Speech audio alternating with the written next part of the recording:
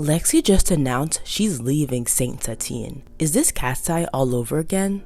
Hi everyone, it's Adiola. For those who don't know, Lexie was a Swedish member of this new girl group, Saint Satine, formed by Hybe and Geffen Records, the same companies responsible for making KATSEYE. Konnichiwa, Saint Satine desu. Emily desu. Lexie desu. Sakura desu. Samara desu. Lexie was actually part of the training program, the debut Dream Academy, which scouted and trained the contestants who would later form KATSEYE. But she walked away after saying she couldn't support the unethical way Hybe Geffen was pitting the girls against each other during the survival show. Even more surprising, despite leaving that competition, the label still kept her as a trainee and added her to this new group along with two other trainees from Popstar Academy, Emily from the United States and Samara from Brazil. At first, they were announced as a trio under the name Prelude, but later, a fourth member from Japan was added due to the survival show World Scout: The Final Piece. Abema wo goran no minasan. Konnichiwa! Hybe x Geffen Records have teamed up with Abema to launch a huge scouting project in Japan called World Scout: The Final Piece. And here's the twist. Only one girl will be able to join a brand new girl group set to debut. That's right. You can be the one who changes the future of music. And every step of the journey will be streamed right here on Abema. Applications are only open until September 22nd, 2025, so don't miss your chance. Aired exclusively on Japanese streaming platform Abema, the audition series took place in Tokyo and Los Angeles, California, with 25 of the 14,000 applicants from across Japan competing for the final spot. Scouting across Japan, a new story is beginning with Hybe x Geffen and Abema. Only one person will be selected through this audition, and the finalists will make their global debut with us under Hybe Geffen. From Japan to the world, we're searching for our final piece. Please follow the World Scout journey on Abema. Several of the girls vying to be the final piece of the group had tried multiple times to join Jpop, C-pop, K-pop, and T-pop groups before through entertainment shows like Produce 101 Japan The Girls, China's Produce Camp Chuang Asia Thailand, and South Korea's Girls Planet 999.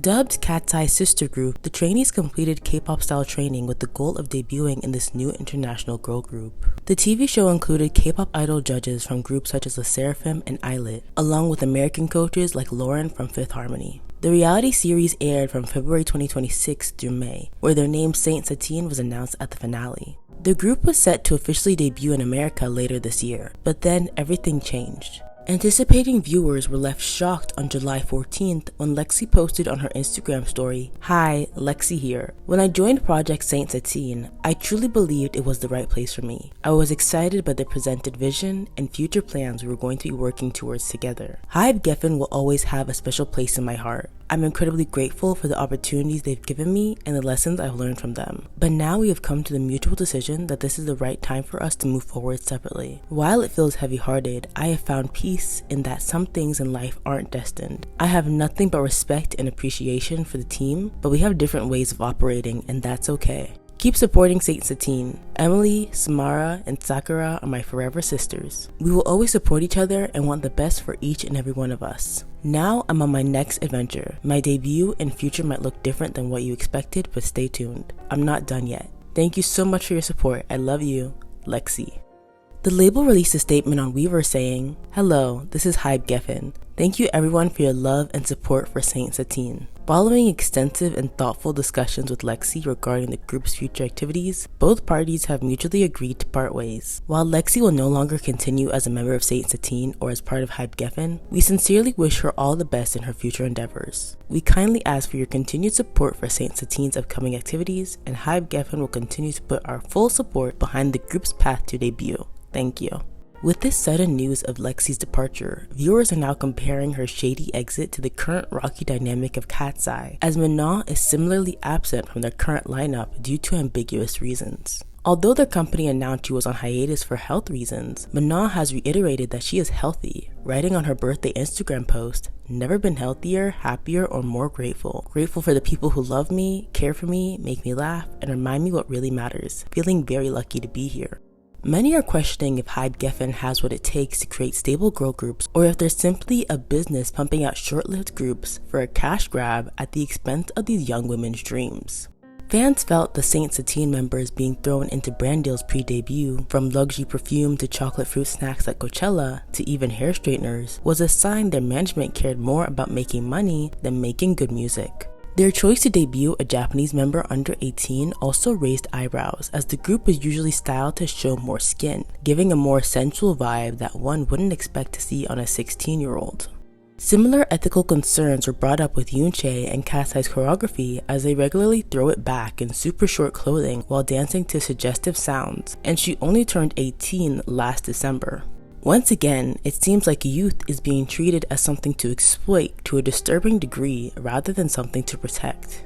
The idol industry has always had the reputation of being shady, but when members start leaving before debut or soon after, this makes people question if things have gone too far. Can you really have a global girl group without global ethics?